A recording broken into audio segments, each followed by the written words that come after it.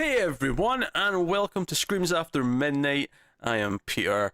I am joined by Tim as per usual, but also here in a weird twist of fate, Matt is also joining us.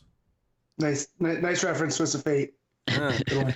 Do you know, it's almost it's been so long since we've had a third person on streams. It's usually just me and Tim suffering through some of the worst sequels and movies ever. That's why I'm not on every week, right? I show up. Let's not forget, one of the times I showed up, it led to our biggest surge with the Green Inferno. Oh yeah, we still get hateful comments in that video. Yes. Just F-bombs as far as the eye can see. So yeah, how many of those you think are the director? Eli, we're on to you, buddy. Yeah. And if you are watching this, I'm a fan of you as a person, not so much as the director. So like, ooh, yeah. Would you get in the ring with him? No, that man is crazy. I've seen his movies, Tim. I know what he's capable of. I do like that trend of like anytime. I do like the trend of like crappy directors wanting to fight their fans, or well, I guess not fans. It's funny actually. The way Matt describes Eli Roth is kind of how I feel. Not quite to the same extent, but it's how I feel about Guillermo del Toro. Like I actually really like him as a person. I like him as a person. I think me and him would get along swimmingly. But you know, I only actually like a few of his movies. A lot of them don't quite click for me. I think it's interesting when you feel that way about someone. Yeah, I know, Tim. He's like your BFF. You're like swooning over the mention of the man. Sometimes I just want to grab David Lynch and shake him and go, "Why are you so weird?" I don't care why. I'm just glad he is. Yeah. So what are we talking about? We talk about horror movies, obviously, on this show, and of course, this is a relatively big episode because we are discussing a new film that just came out a couple of days ago. It is, of course, It, as in Stephen King's It, which I feel like you have to add in the Stephen King part just so you know exactly what you're talking about, because It on its own isn't enough to really. I mean, try searching for It on the internet. I mean, sure, right now it's okay because it's like the first result because it's brand new. But, SEO. Yeah. Couple of months' time, you type in It into Google, you're just going to get random shit. You know, if this was like 9 months ago, Chris Jericho would pop up. Because he was constantly telling people they're going to get It. You know, we got it. He was like, it's like a premonition. No, I think it's almost stealth marketing. I think New Line were like, hey, buddy, Chris, you want to get the word It in people's minds? You know, it's out of circulation. No one's saying It anymore. It's been 27 years since the last time they said It so much. We gotta get this. Well, that's not entirely true. Whenever there's a new Addams Family, the word It becomes relevant as well. That's true. Well, but cousins with that. Yeah. Oh, yeah, because there's always those big Addams Family resurgences every couple of years. There's only two I respond to. And for all Julia's not in them and Tim Curry is, nah. Yeah. Oh dear. So yeah, we're gonna talk about It. Obviously, we're going to start spoiler free as we typically do, especially as it's a new movie. You might actually want to know if it's worth going to see, going to the theater. So we'll talk spoiler free. We'll give you a warning before we go into spoilers. I suppose the first things first. Tim's definitely read the book. I have definitely not read the book. Matt, have you read the book? No, I've never read anything by Stephen King. So we have two non-readers and one reader. So we have different perspectives here from different viewpoints when we talk about the quality and whatnot. All right. Have any of you seen the original miniseries? No. I have not. Do you know what? I'd been meaning to do it for a long time, but when I found out there was going to be a new movie and that we'd be reviewing it, I intentionally didn't. Because quite often what we'll do when a new movie comes out, and if there's like a previous version or it's a sequel to something, me and Tim will review the old one, but I intentionally did not do that this time because I wanted to go into this not knowing anything. Yeah, I want to go in fresh. I had heard some things because there's some stuff in the book that's more salacious, that's been making headlines. Oh, so I've heard about that type of stuff. But I listened to a podcast with the director, Andy Muschietti. Is that how you say it? Muschietti, I think. Muschietti. Yeah. And so he had just talked about his intent wasn't adapting the book, but adapting the tone. So, after hearing that, I wanted to go in as fresh as possible because he didn't talk about plot points, just about how they made it and whatnot. Yeah. So we'll save. I mean, Tim can tell us about some book differences when we get into spoilers, because obviously that's going to be heavy spoiler territory. Some big ones. So yeah, there's one scene in particular that I did actually read about from the book, because everyone said, that scene's not in it, and I was like, okay, what are they talking about? I want to know. And I was I was surprised at what I read, so we'll talk about that again. Yeah. Spoilers as to the big thing that's not there, and quite rightly, I think it was the wise choice not to put that scene in the movie. Yeah. So Score yeah. one for Muschietti. So this is it. This is a movie about the small town of Derry and a clown who does appear to be supernatural to some extent. I have a few other things that I think I know about him just from kind of like general knowledge, but I won't say that just now because the movie itself doesn't go out of its way to actually explain too much about him.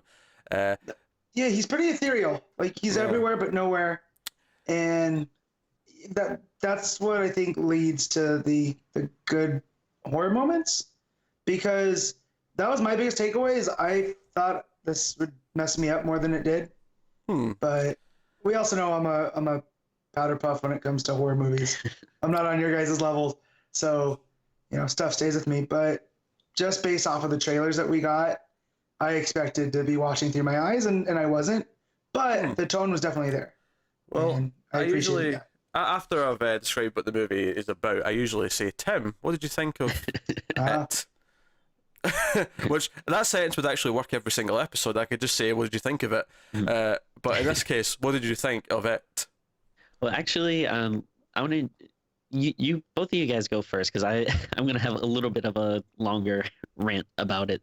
Oh my! So I want to hear your guys' reaction first, and then I'll launch into my spiel. So Peter, what did you think of it? I liked it, especially the longer it went on. You liked what? I get into. I liked it. There you go. I did have some problems. I do think, especially since the original director of this was meant to be the guy who did the first season of True Detective, and he dropped out. And I do think that maybe hurt it a little bit in a couple of key scenes. Because I do think some of the horror scenes, especially the earlier ones, there's a scene in the sewer tunnel that I'm thinking about. There's a scene in the library that I'm thinking about, where they felt really generic to me. Those, just as a horror scene, they felt super like by the numbers. And I was like, yeah, this is because the guy who directed Mama is directed it. And I was I enjoyed quite a bit. So that's because you're like obsessed Mama with Chastain. That's the reason why you love that movie. I didn't know she was in it before I watched it, Pete. Yeah, but that's why you liked it. No, I liked it because I tend to, when it comes to horror movies, I like to be unsettled more than I like to be scared. So, and Mama was very unsettling. So I feel like this guy is my kind of horror director. So those scenes that Pete was talking about didn't bother me. But again, I'm not a horror guy. Yeah, so, they stuck out to me just as being kind of bland, I guess. I mean, not super bland, but fairly bland. I thought that scene in the library, that got me good.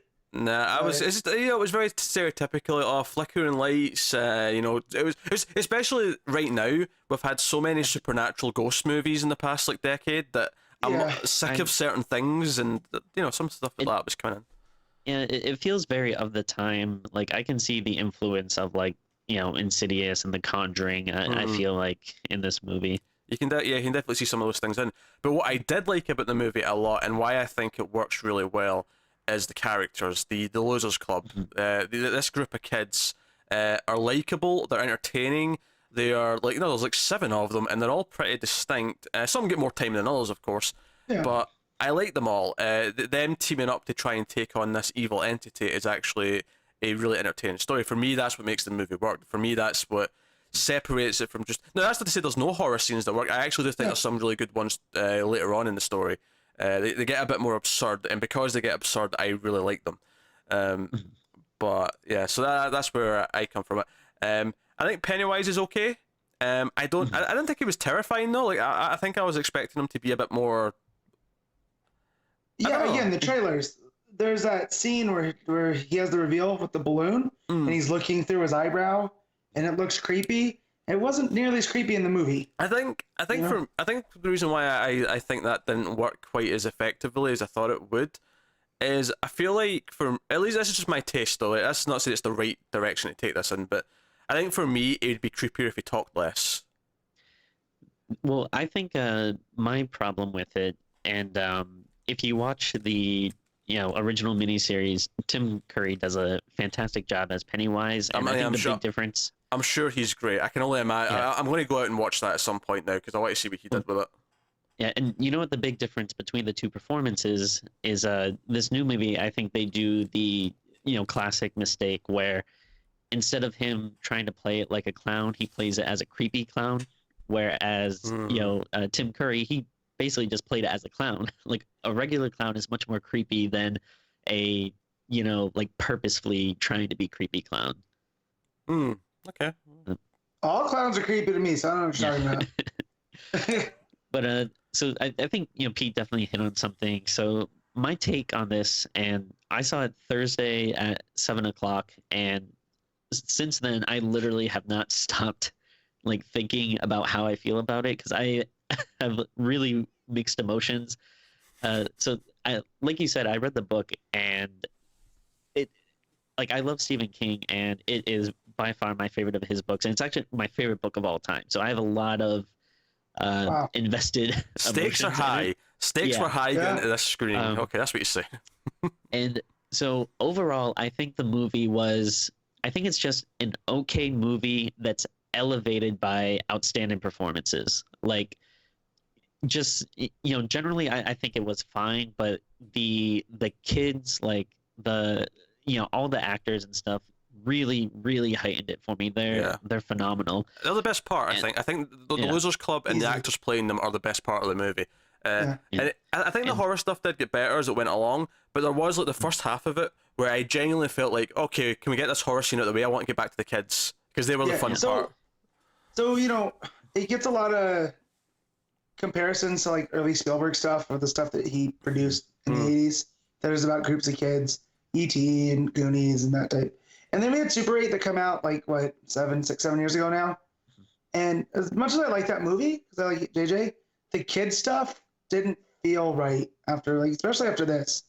Like, it felt kind of hollow and just really like they're kids acting like kids or as what adults think kids are like. Whereas here I feel like these kids acted like actual 13-year-olds. Yeah, well, that's the thing. Usually when you have kids in a movie like this, they normally want it to actually work, actually be able to sell it to people who are that age, so they can't actually have the kids act, because actual kids swear, actual kids make lots of sex references, and the kids in this movie do that. So like and I don't know about you guys, but like I had like flashbacks to this is like how I talked with my friends, like this is the kind of stuff we would do in the summer, like give or take. Obviously not fighting evil creatures, but we'd hang out, ride on bikes, and and like you make fun of each other and stuff. And, when they all dropped their bikes just in the front yard, I had flashbacks to being a kid. Like, oh yeah, like, I felt that it hit on that nostalgia really well. Yeah, and like trying to leave the house, and like the one kid's mom is like, "Hey, where you going? Like, don't you have something for me?" Yeah, that's very slice of life. Yeah, that's very slice of life. That. And then there's like the other kids just being like, "Oh, like, hey, you got one for me too, like Mrs." And like just like, "Shut up, come on, guys!" Like, Yeah, no, like especially, and I think especially like, I think for people who are about 10 years older than us, it's especially like hitting that point because it's the exact time period. For us, it's close enough because we were all kids about that age.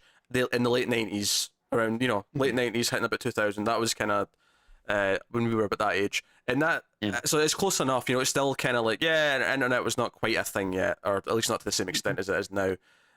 So life was still pretty similar. Also, obviously the book is, as I know it, is the kid stuff set in the 50s.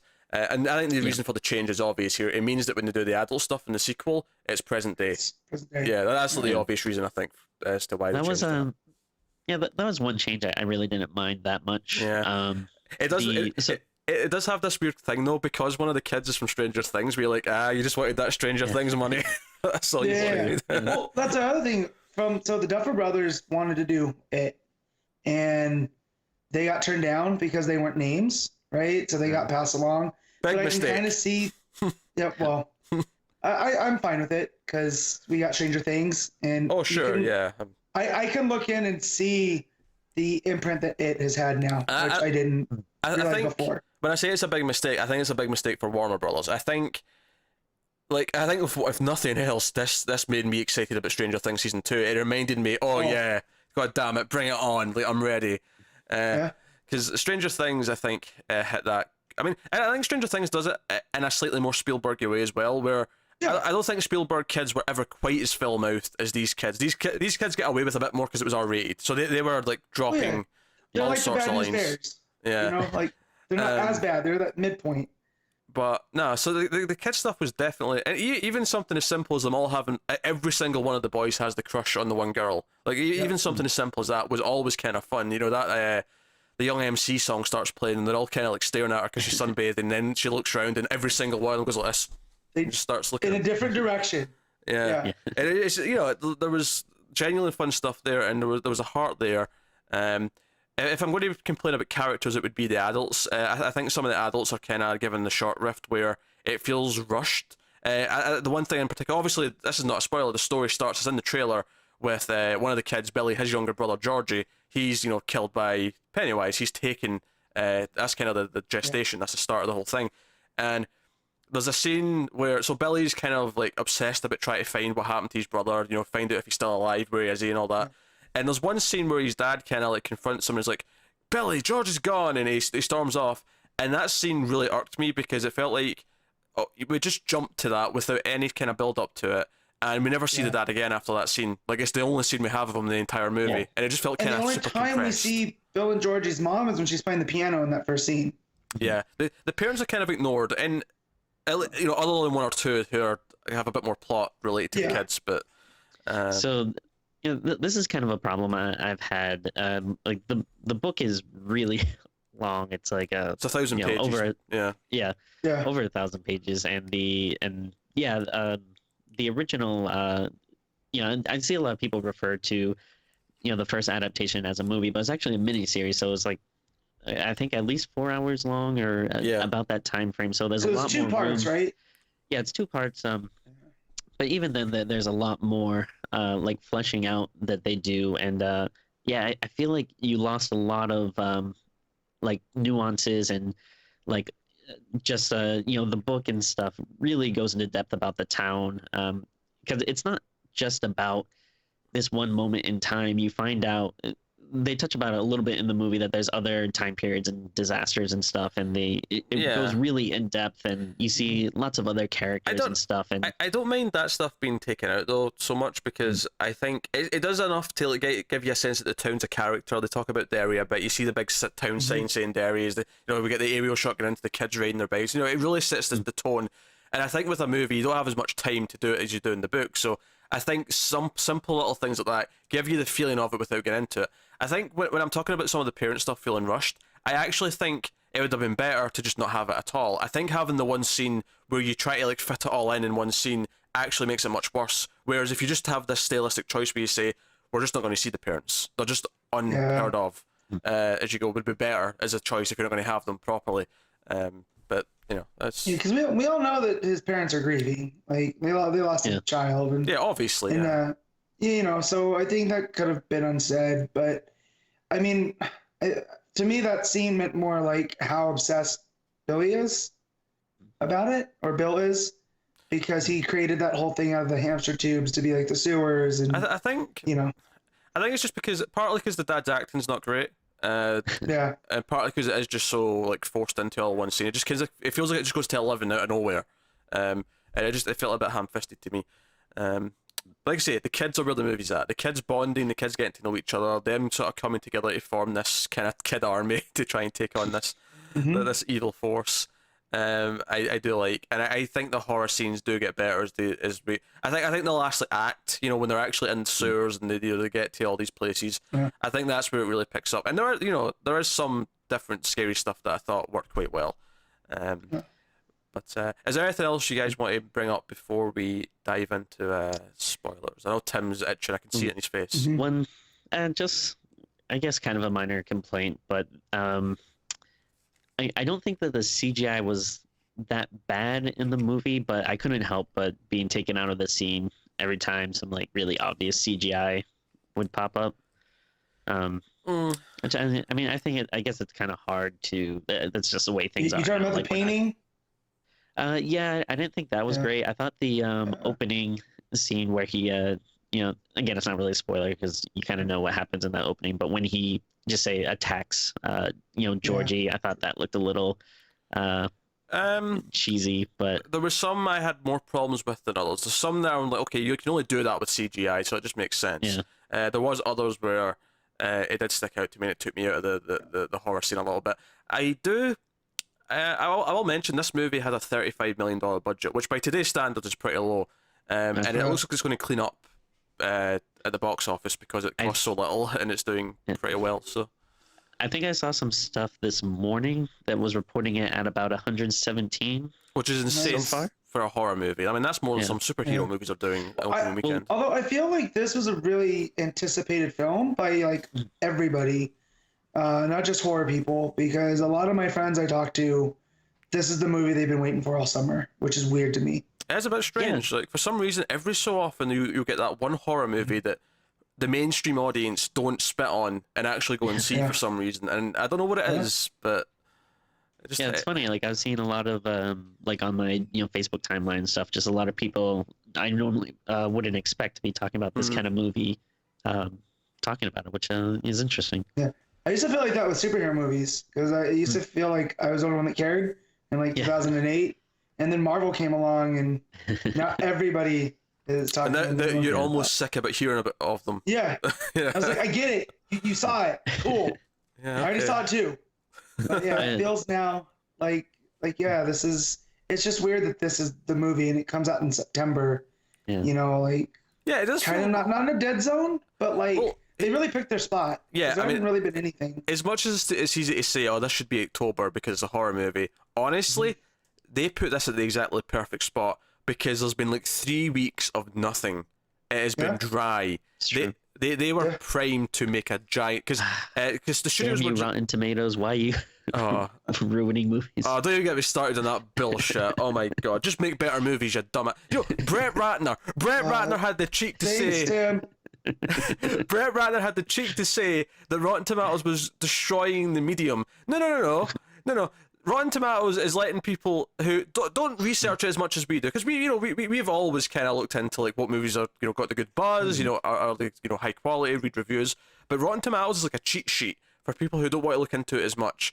And you know what? Heaven forbid that someone does not get tricked into seeing some shit and spending their money on some garbage. No. Make better movies. So I will also say it's really cool to see like a win for Stephen King, because again, he's probably like my all-time favorite author, and although I want to bring up one caveat I've got to this, because I saw someone say it's the best Stephen King adaptation in 20 years. I'm like, did we forget The Mist? Come on now, people. The Mist exists. Yeah. Shut up. I think people attribute that more to Darabont than they do King, right? Because of the changes and stuff. So sure. Maybe that's why. I don't know. I always knew it was Stephen King's The Mist. Yeah. So I mean, I would just say he's had a lot of adaptations, and probably like 4 or 5 maybe are looked at positively. Yeah, and to be fair, and like The Shining, he's ravaged. Even though The Shining is considered by just about everybody to be a great movie, he hates it. Yeah, it's different from the book. You get The Shining. Yeah. You've got Shawshank and Green Mile, which obviously aren't horror movies, but they're Stephen King stories. Yeah. I don't think many people realize that. What was that one, sorry? Wait, sorry. No, Matt. What was that? I think you said another one. Well, I said those again. Green Mile and the other one, Shawshank. Those are both Frank Darabont as well. So they are. Well, because for a long time I basically said that the only Stephen King adaptations worth bothering with are the ones directed by Frank Darabont. And obviously, that's not to discount Stanley Kubrick, but it's just that feels so long ago and separate to everything else that it never really comes up. And obviously, you've got Carrie, which is typically considered a good movie. But you've got There's a lot I like, but I feel like, on the whole, most people don't look favorably. Like, there have definitely been some clunkers. For every Green Mile, there's a Maximum Overdrive. That's true. Which I enjoy just because it's a B movie. It's really fun, campy. That is not where my mind would have went if I was going to say, if I was going to say that, for every Green Mile, there's I don't think my mind would have went to Maximum Overdrive, so I'm giving Matt's point for that. All right, I think we're good to go into spoilers then. So that's full spoilers for the movie, and to an extent, the book. I mean, we're not going to talk about that much in the book, I don't think. But Tim probably will bring up some stuff. I do want to talk about the one extreme scene that was left out of the movie. I mean, there's some other stuff like there's Admittedly, though, I think Tim, maybe the rule here should be that you shouldn't talk about the adult parts of the book because that's going to be the second movie. I think that's maybe a fair sort of I'll caveat. stay away from that. There's just like a few key points I would like to bring up. Actually, I'll start with one now. So this is a big problem I have, and it might be a little unfair to the movie, but one thing I think they really missed out on was in the book, obviously you have, Pennywise, whatever you want to call it, this kind of terrifying, like, evil creature, but there's also this sense of an opposing, like, force of good, and you get a lot of stuff about, like, the kids coming together, like, not on accident, like, there's kind of this sense of, like, destiny, and stuff was supposed to happen for a reason, and it's actually kind of, like, represented by this, it might sound kind of weird, but this, like, motif of a turtle, and you can actually see there's a few turtle references in the movie, like George's Lego turtle, and I think when they're swimming, someone says like, "Oh, I think I see a turtle," but and it's I believe it's brought up more in the Dark Tower series as well. I think there's like some totem animals, and the turtle is kind of supposed to be this force of good, and like obviously having like a weird like turtle they see in visions and stuff like would probably have been hard to do in the movie, but I think I would have liked more of a sense of destiny and reason, which I feel like you really didn't get in this movie. Even in the miniseries, it to an extent does it a little bit too. But I think maybe my defense of that, I mean, if they just took it out and decided not to do it, then fair enough. But I think my defense of that would maybe be that because the sequel, right, is going to take place present day, and the idea is it's all these kids that have grown up and they're adults now. I think maybe that's where you bring some of the idea of destiny into it a bit more. Maybe where you can say, oh, we came all back together. I mean, I know we made this promise to each other, but like, that's where maybe you could bring that idea into it. Like, oh, we're back together again to face it. Like, that's not a coincidence. That's, So I could see how they could do that. And I'm fully aware that this is like a super like, book lover nitpick kind of thing where, it's hard to fault the movie for being like, hey, you didn't do this thing, but I just again, it's such a big important book to me. I just have trouble kind of distancing myself objectively from it, I guess. See, I like that idea, the opposing force of good, but I also think that how this movie's structured, it would kind of take away from Pennywise representing like adulthood and like the fear of that, because I feel like the theme that I got from it was this is all the kids. They're at the cusp of becoming adults. I mean, you even have Stanley studying for his bar mitzvah, and his dad saying that you're not taking it seriously. Yeah. You got the bar mitzvah. You got Beverly getting her period. You've got and they're all talking about sex, and they're all like it's a big theme of the movie, and it's the theme of the book as well. Because I guess this is as good a place as any to bring in that scene that they didn't put in, and I'm glad they didn't, because I think Stephen King's even on record as saying that he regrets writing it. He regrets putting it in the book. He also says that people talk about more about this scene than all the child deaths, and that kind of bothers him. He's like, I will say actually, I was not expecting George's arm to be ripped off, because he's actually he's missing an arm, and there's blood. It's almost like a scene from Jaws where the arm's off and the blood's just pouring out. Yeah. But that's pretty impressive.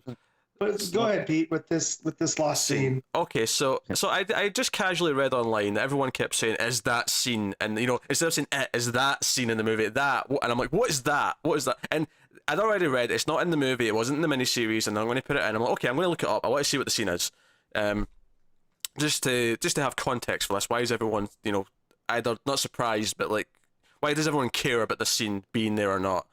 And so in the book.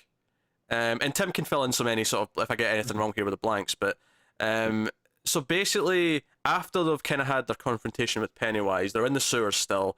They basically realize that the evil still exists, and the only way they're going to be able to defeat it is if they all like feel as one. They all come together, kind of thing. So they all have sex. Yes, and I think they're actually slightly younger in the book as well, if I'm right in thinking, but they're about 13, 14. Oh, okay, It's, it's not 13. Okay, but I think I could be wrong. I guess I probably should say I read the book probably about 10 years ago. Like, so I love it, but it has been a while. I actually wanted to reread it for the movie, and I started, but I only got about 500 pages in. only 500. Yeah, only 500.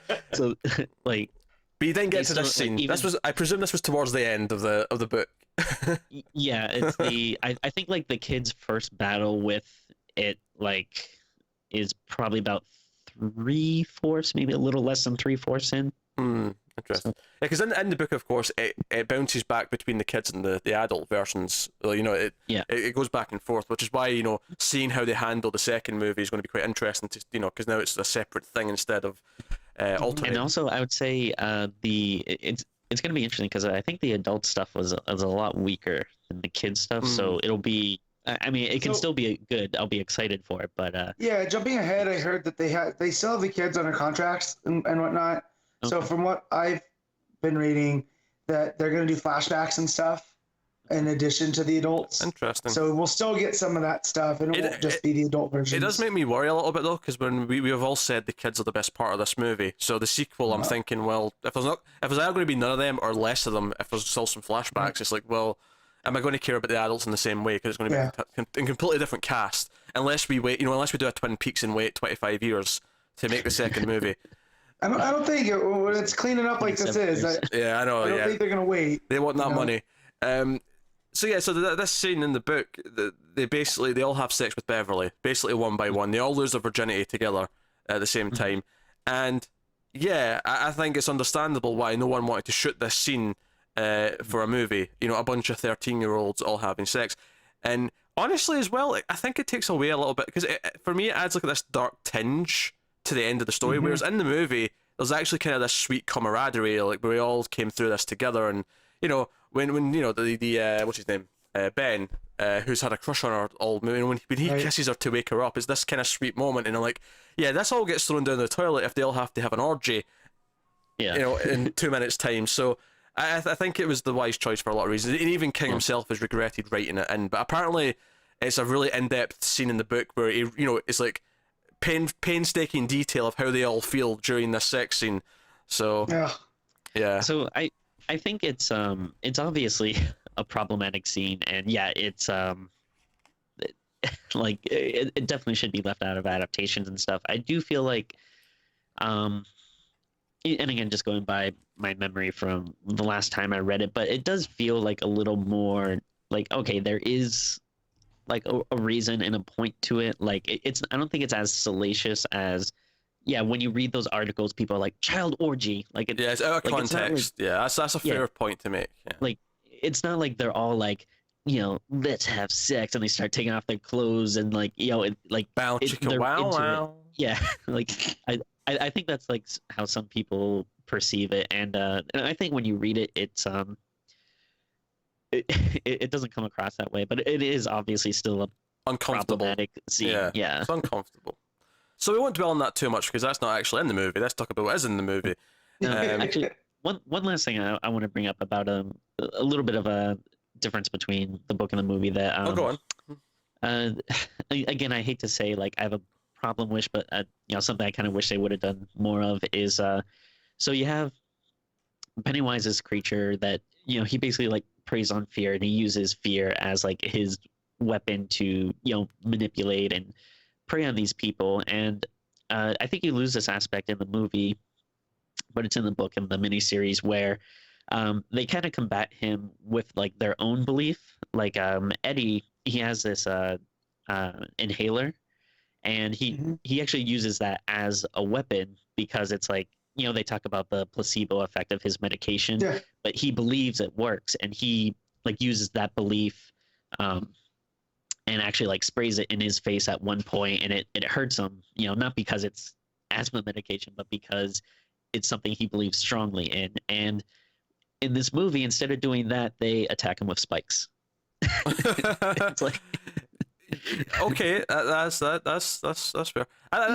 Maybe there's a lot to like get. I mean, to get that idea in there, like maybe this is the idea where maybe instead of being a 2-hour movie, being like a 10-episode season of TV would probably be better suited to getting all these ideas. Yeah. And see, that's one of the things I'm conflicted about, because it's like I have problem with these things, but at the same time, I'm like, well, what do I want? A 5-hour movie? You know, like it would be hard to. Because here's the thing: like you bring up this Spike scene, and it sounds funny, like it almost sounds like a punchline when you said it like that. But the truth is, though, is like the build up to that scene, like Richie, the kid from Stranger Things, who's like the loudmouth kind of like fast talker, who's constantly making the sex jokes. Him and Billy had a falling out because he didn't want to keep them down this path. But then they all came together again when Beverly gets taken by him, and they're down there, and Billy's like captured by Pennywise, and Billy's like, just go, he needs one more kid, let them have me, you guys can all go, and they're like, oh, we can't leave him, and then Richie's like, he starts this little speech, he's like, I didn't want to come down here, you punched me in the face, you did this, you did that, and now I'm going to have to kill this effing clown, and he picks up a pipe and starts going to town, and honestly that moment is so fist pumpingly good. You're like, yeah, Richie, god damn it. Well, it's like in Stranger Things where he goes, she might be weird, but she's our friend, and you're just like, yeah, that's right. And so I will say my brother might have jumped out of his seat at that point, and this is why I'm glad he lives in Hawaii. But it was this great fist pump moment that I don't think an asthma inhaler as a weapon, would have had it. I think it could have, but it would have taken a lot more time to get to that. You'd have to set up the ideas. You'd have to whereas this works. We don't have to understand this to the same extent. We already get it. Yeah, and it's not so much the idea of like an asthma inhaler, like specifically. It's just the idea of they're fighting fear with belief. Okay, our mental powers are stronger than what you're trying to do, and it was just like. Which, to be fair, that's kind of brought up. They bring out the fact that he couldn't kill Beverly because Beverly wasn't scared of him. So they do kind of have it in there a little bit. It's just not as explored or as in depth. Yeah. So, so you've got some of those ideas in there. Obviously, when it does get to sort of weird, uncomfortable sex stuff, we do have Beverly's plot with her father, which. As soon as we meet him, he's shot in this really creepy way. He's always in dark. The house is always shrouded in darkness, and he comes out, he's like, "Oh, you're still my girl," as he strokes her hair, and all these creepy ideas, and it's like you get the sense of what this is and why she is kind of this outsider compared to like some other people. But so you come to really, you hate him obviously because he's awful, but. The first time you meet him, it's that you're just put off by him, like you're saying, because of all the darkness. But it has this undercurrent that it's unsettling. Again, of this movie, and when she does, her reaction to that is to go cut her hair. And we see the impact that has, and it's kind of unsaid. Like you just pick up on it from. Subtleties. I think it paints a broader picture of the town, though. The idea that there's something darker underneath. Like everything on surface level seems fine, but underneath, and literally underneath the town, because it's the sewers where Pennywise is terrorizing. But that metaphor that underneath there is a darkness here. There is something else going on that's not. Yeah. Well, even with Eddie's mom, because it seems like she's keeping him sick, so he never goes anywhere. She's overprotective. Yeah, because at first you think, okay, he's the little hypochondriac, and he keeps giving up these facts like, oh, there could be this in the blood, or there could be that. There's an AIDS epidemic, and all these other lines. And he was my favorite. I'm just gonna say it right now, because my wife pointed out that's basically you. You're that kid. I was like, okay, that's true. Maybe it's just because I would have pegged you as a Richie guy. Yeah, I like Richie as well, and maybe it's just because he's from Stranger Things, but he's such a smart ass that I was digging it. In terms of the horror stuff, I'll tell you what I liked. The painting thing, I did like that. That's basically some of the characters have their own like versions of what Pennywise looks like to them. He's not always a clown. Although I did think it was interesting though that one of them did actually have that fear, like the fear was of a clown. Which I thought was... I think, and I don't think in the book and stuff he doesn't even appear as a clown that often. Like a lot of times he will first appear as whatever, like your worst fears, like it'll be like a movie monster, like a werewolf or something, and then like once you realize that it's a creature, then he will kind of like revert to his like clown form or whatever. But a lot of times he'll often be something else, which I feel like they changed I think from a marketing point of view, that's partly because they want to have this icon, this soul image, this central idea that they want to sell the movie on. But I think from a story point of view, it actually kind of works for me because the idea is like more people have a fear of clowns than anything else, and that's why that's his standard form. That's why he keeps returning to that more than anything else. So, but you've got these other versions that other people see of him, and one of them, the Jewish kid, his name being Stanley. Stanley. Yeah. There's a lot of characters, right? So he's scared of this painting, and it's this sort of it's not a life form, it's an abstract kind of painting with this long head. And it's very unsettling. It's just one of those, I didn't blame him for wanting to turn it the other way. Yeah. But it's kind of creepy. But later on in the movie, when it actually, this character from the painting shows up, I thought, that's actually quite effective. I mean, it looks quite good. Yeah. I mean, obviously it's CG because you can't really do it any other way because it's this long, weird face. But I thought that was quite effective. That was proper nightmare fuel, and I appreciated that. Other scenes, I mean, obviously I mentioned the library scene, which I just thought was really generic, and lights flickering, loud noise, something's behind you, very... I loved the headless kid, though. Like, that was creepy, at least to me. The way that it moved and went after Ben, It was okay. I like I think the eggs from the basket, like, falling out. Yeah. I thought it was a nice touch. Yeah, because he was reading about the Easter explosion, and stuff, and even when Pennywise yells, "I'm gonna get you, egg boy," stuff like that. I mean, I like it from a story perspective. I like that the reason why it's all this stuff is because he was just reading about it, so he's scared of it right now. I like that. Exactly. The scene itself played out in a really generic way for me, where I'm like, yeah, this is the guy who directed Mama who's directing this. And I thought it maybe suffered a little bit in that sense.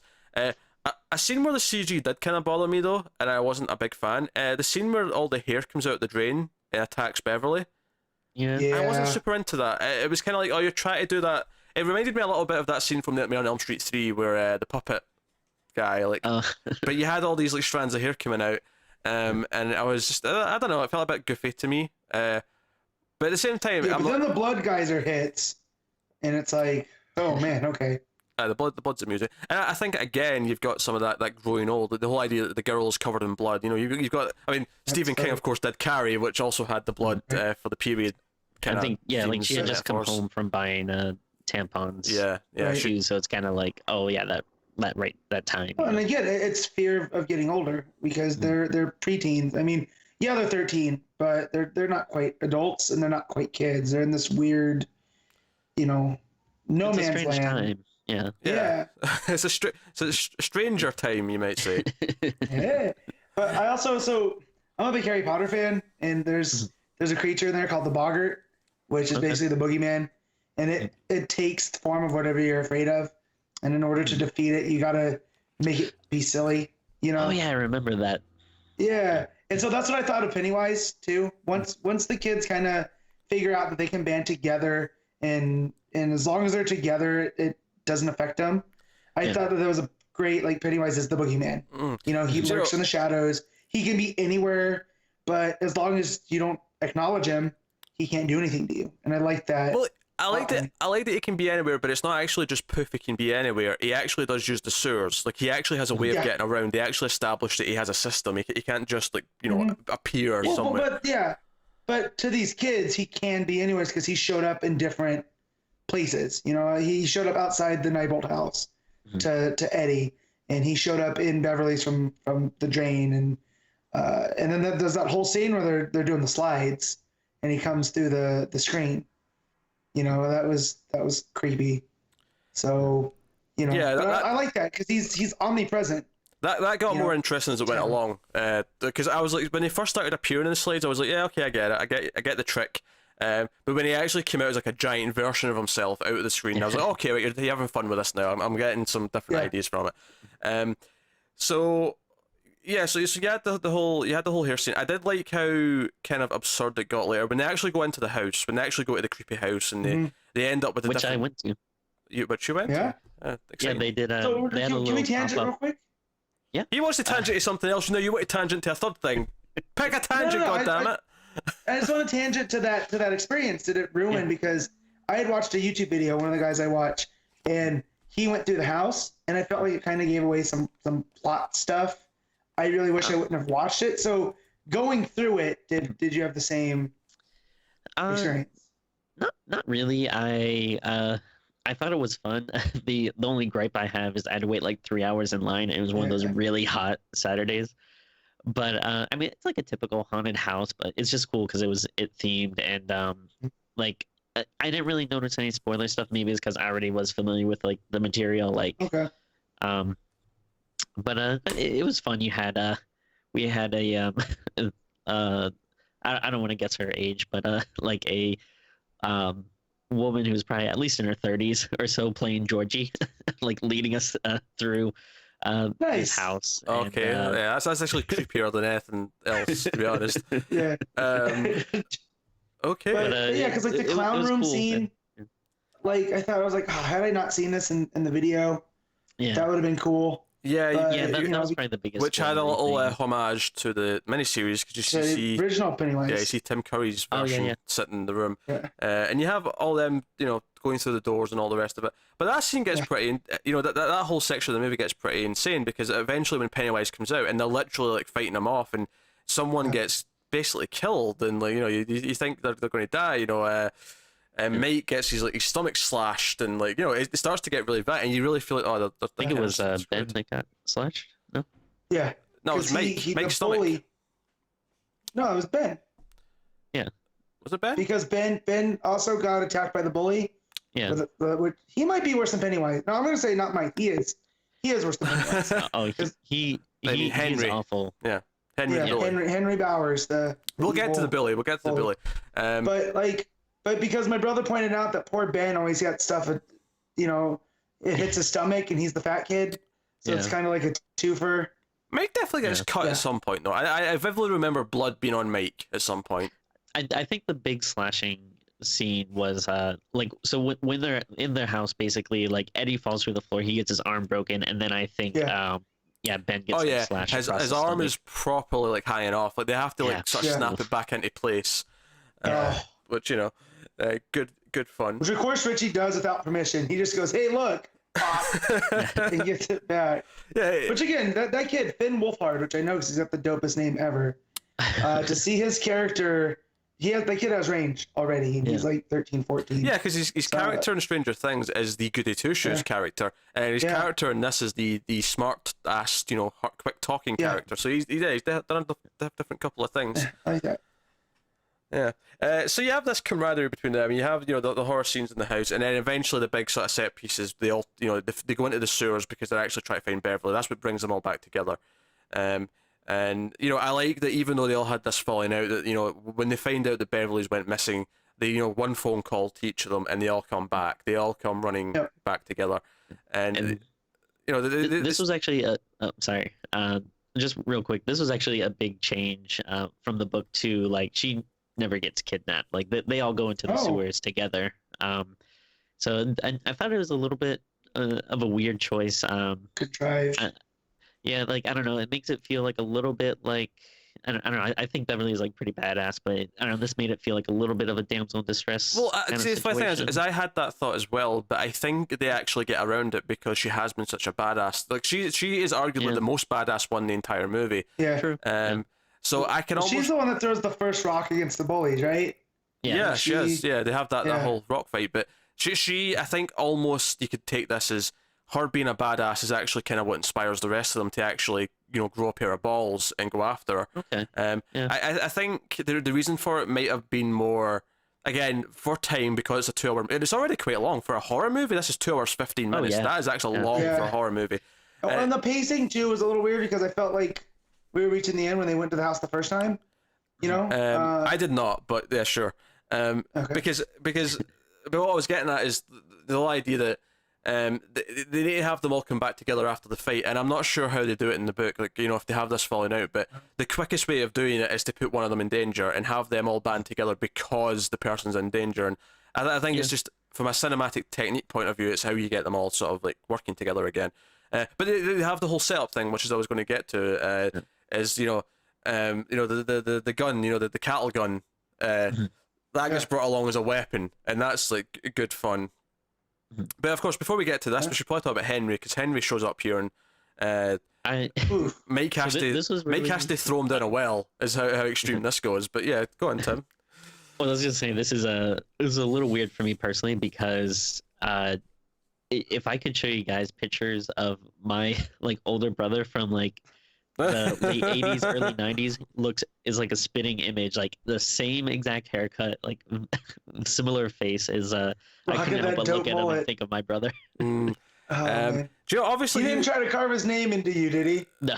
Yeah, well, Okay. he's such an asshole. Like from the get go, he's an evil scumbag. Like he is just awful to everyone. You know, especially when he starts cutting Mike. It's like, okay, you're not just bullying now. You're actually, or not Mike, sorry, Ben. Ben. You're actually assaulting someone. This is not even just. This is not schoolyard bullying. This is assault. No. However, Well, he tells Bill, he's like, you got to fight because your brother died, but like next year I'm coming at you, and it's like, bro, what's your deal? But so you've got all that, right? But then you've got the scene where he's shooting things with a gun, and then he's to his buddies like, put the cat up, and I'm like, if you shoot the cat, I am walking out of this theater. I'm not sticking around for this. Yeah. How dare you? Well, and of course he ends up being the cop son.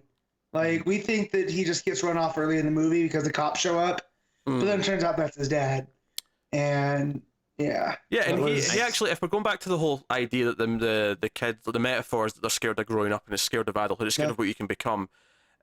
He of course actually ends up killing his father. He gets convinced by Pennywise to take that step, and he kills his father, and he becomes this evil version of himself. And I think that again that ties into that theme that this is what you can become if you are unhealthy about it. Like so. And again, kind of the same complaint for me, but.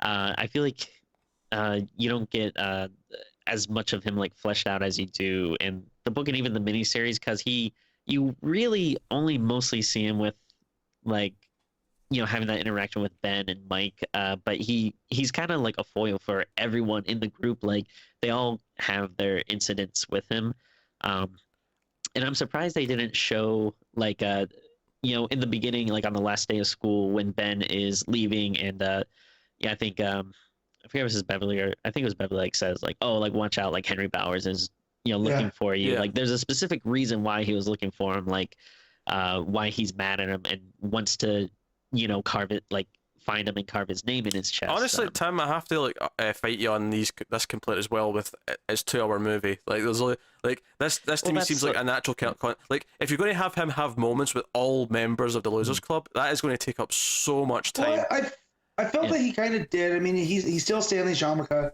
and throws it. True. Yeah. He's an out and out racist to Mike. And tells him that he or she could have set the fire that killed Mike's parents, and so he does feel like this big huge threat. And I felt like he was Kiefer Sutherland's character in Stand By Me.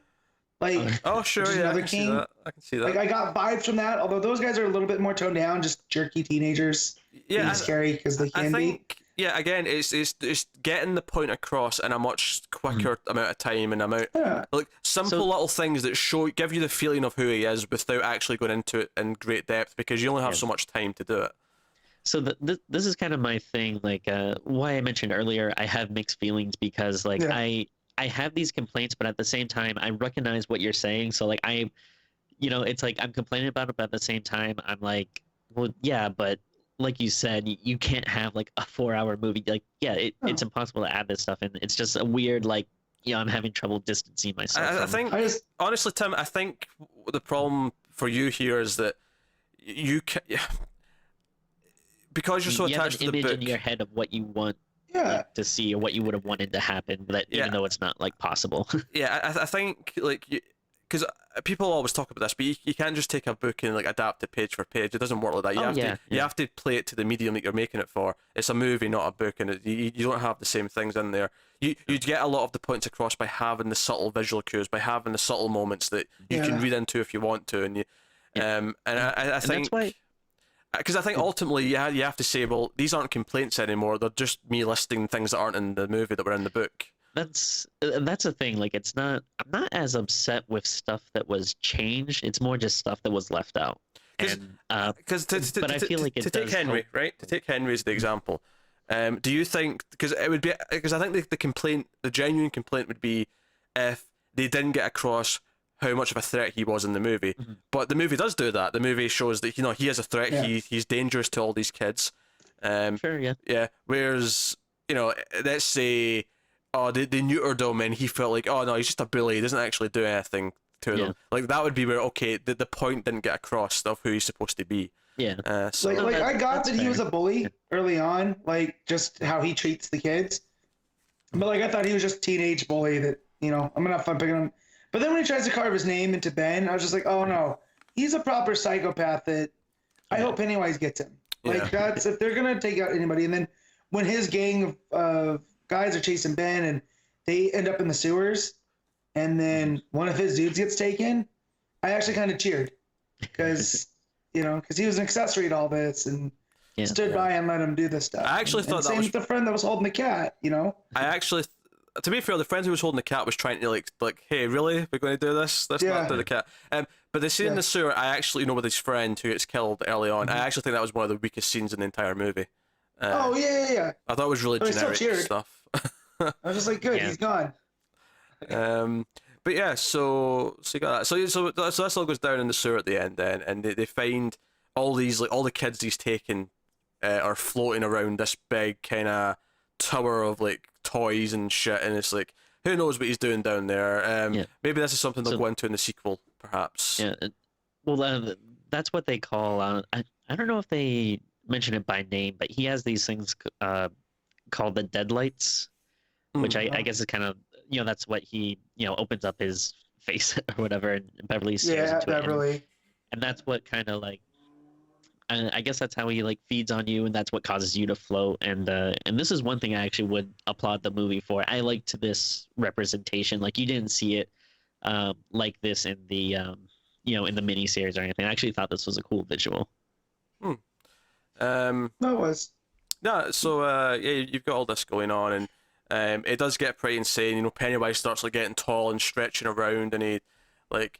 You know, after he Billy uses the bolt gun because he tries to trick him with appearing as little Georgie, and he uses the gun on him, and he ends up like sort of like puffing out and becoming Pennywise, and it's kind of a fun little effect as he sort of like grows into Pennywise, and we get all this stuff, and I like that it feels like there was more going on, but it didn't feel the need to overly explain it. I actually kind of appreciate that because I think horror movies do have this thing where they over explain things too many times.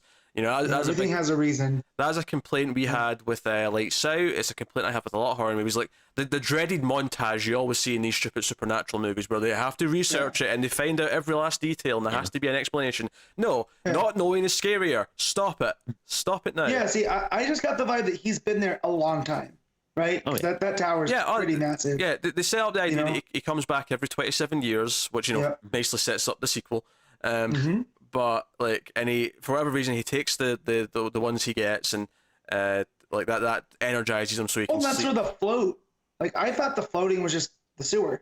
Like you'll float in the sewer because you're drowning and stuff. No, it works. But no, he's literally floating people around this for whatever reason, and it made a cool kind of a sci-fi visual almost. Like.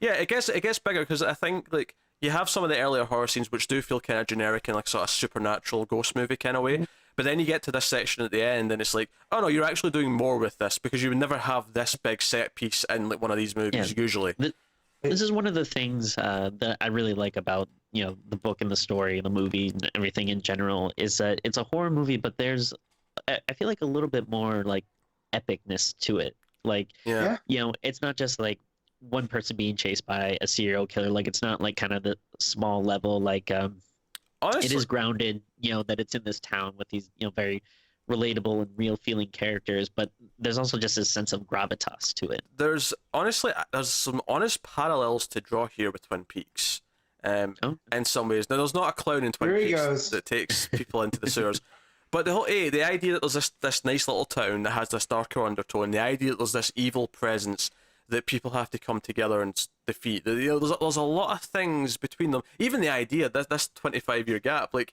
Twin Peaks actually did that, and I mean it's kind of like almost not intentional, but they got cancelled and came back 25 years later, so they actually did the gap. There was a lot of little things where it's almost like the preteen version of Twin Peaks, where none of the adults know what's going on and they have to deal with it themselves. It's obviously not as weird, but I think you could actually take that story and David Lynch it up and it would almost feel like Twin Peaks. Because enough of the elements are Let's kind of not. there. Well, makes me want to watch Twin Peaks now. You should. Yeah. You It's should actually watch something Twin I've been Peaks. meaning to. I saw the original series a little bit. Well, Pete's all got the books first and season, notes but- for you. yeah. He can send you. Yeah, I have a On lot of Twin notes. He can write a book on it, I think. Nah, not quite, but I am going to miss the show. A pamphlet. He could write a pamphlet. But I on do it. think I think it's funny though that this comes out just after Twin Peaks finishes, and during Stranger Things, season 1's been, season 2's coming up the next month.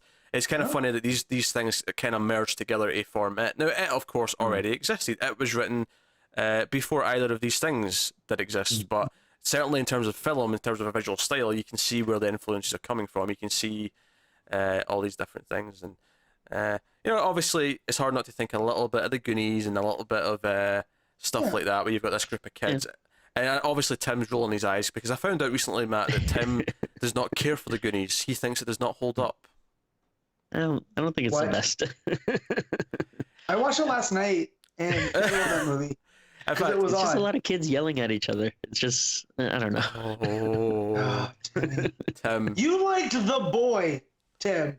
Boy's fantastic. boy is Yeah. garbage. I'll rep that movie all day long. Yeah, you will. But no, Goonies, that's my jam. That's like a top 10 movie for me. Like, So oh, man, what- the scene in the wishing well, come on. What did we think? Maybe of, we'll get together and watch it someday. We'll What did we think? reevaluate. What did we think of Bill Skarsgård as Pennywise? I think it's fine. Yeah, I thought he was okay. Again, like I think maybe trying with that very obvious I'm being weird and creepy approach. Like I would have maybe liked to have seen something more like again, just being a weird, crazy, happy clown, I think is scarier than intentionally trying to be kind of scary or creepy. Yeah, the first time we see him with Georgie, he kind of has that vibe, and then he Yeah. descends into creepiness. Because once he Yeah. starts talking about popcorn and he starts drooling, Yeah. it's just like, oh, okay. As if something wasn't weird enough that a clown just appears in the sewer drain. Like, now you have this. So, Well, like yeah, that the- was.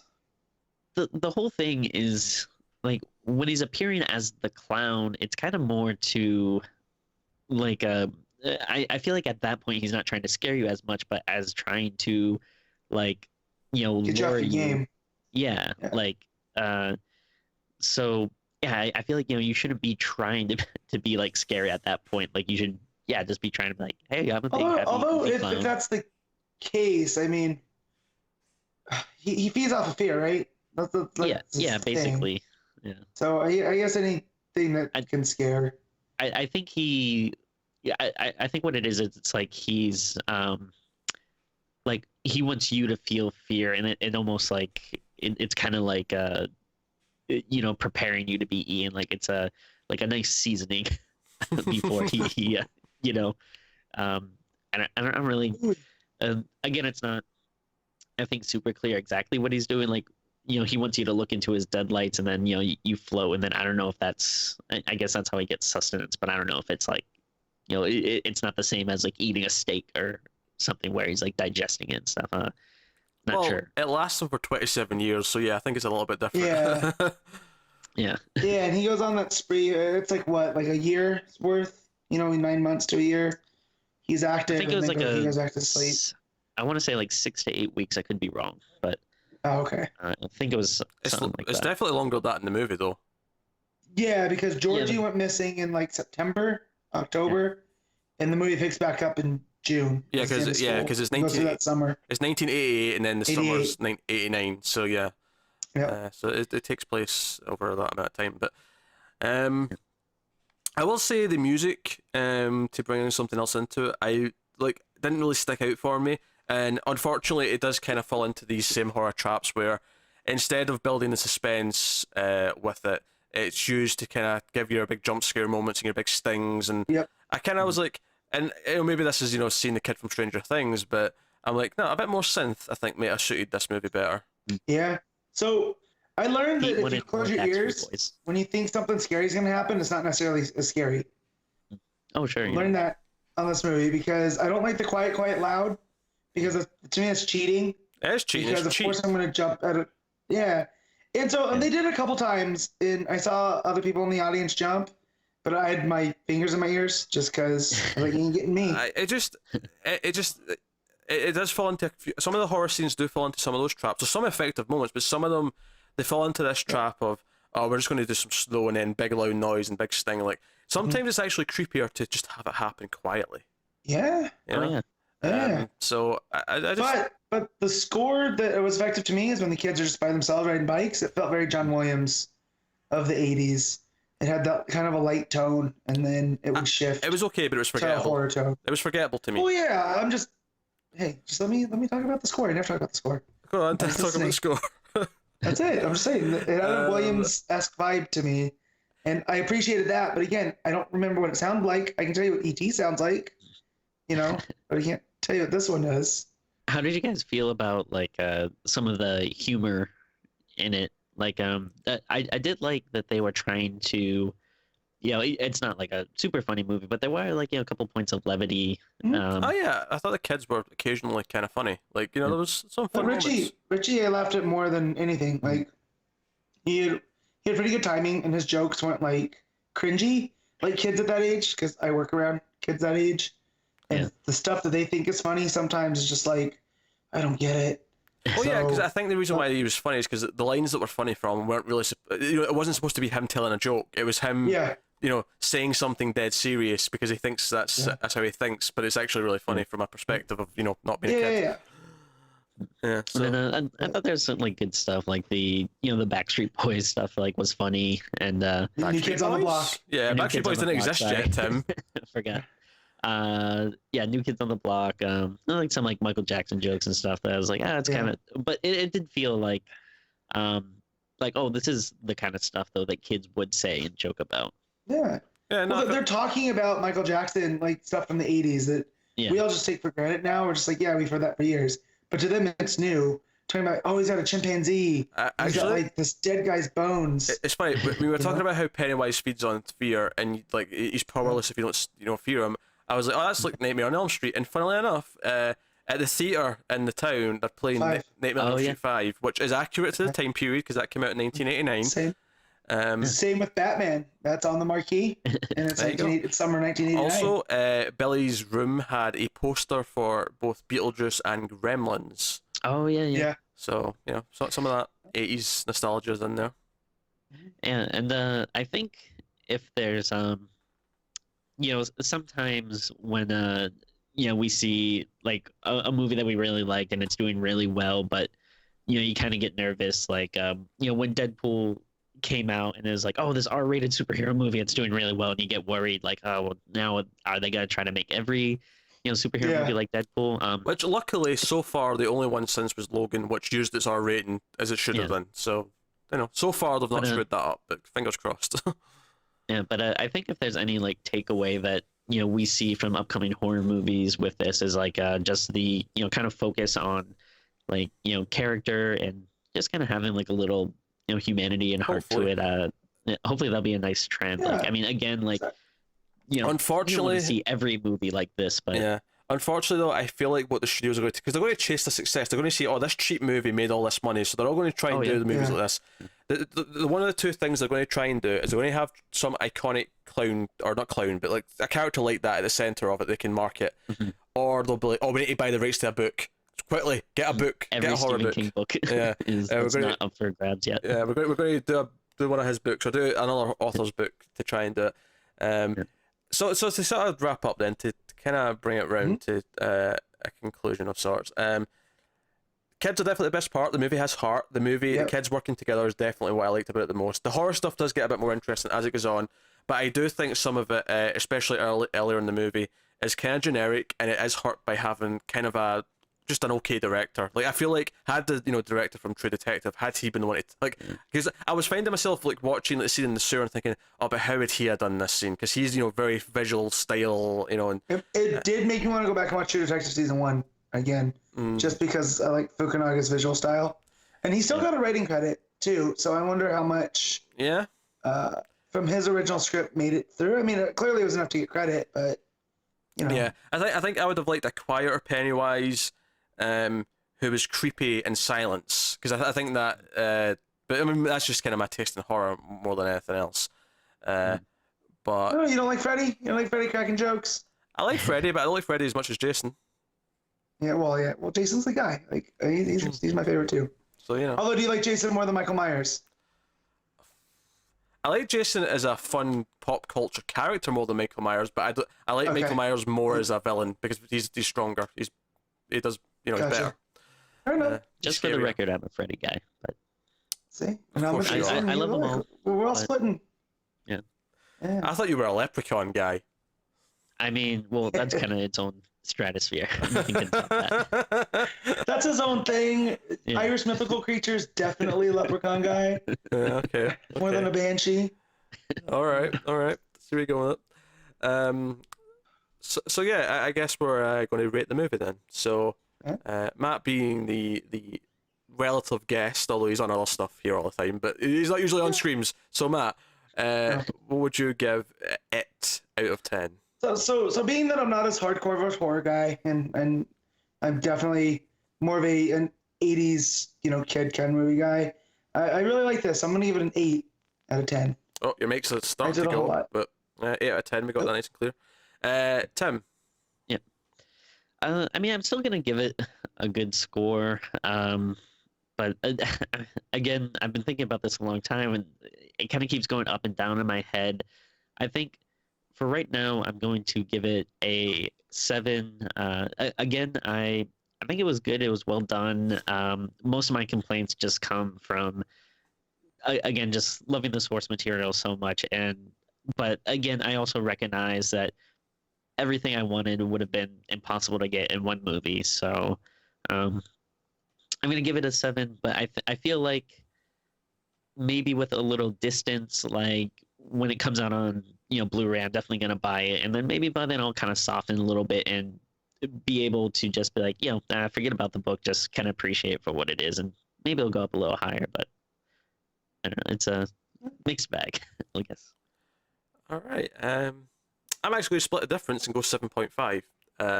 That's where I'm landing. I feel like what I liked about it a lot. But some of the horror stuff, and kind of in the opposite way, where it's because I'm a horror fan and I'm used to seeing certain like generic kind of ideas and like tropes and techniques, where I'm just kind of like, oh, okay, this is kind of old hat. This some of this isn't working for me.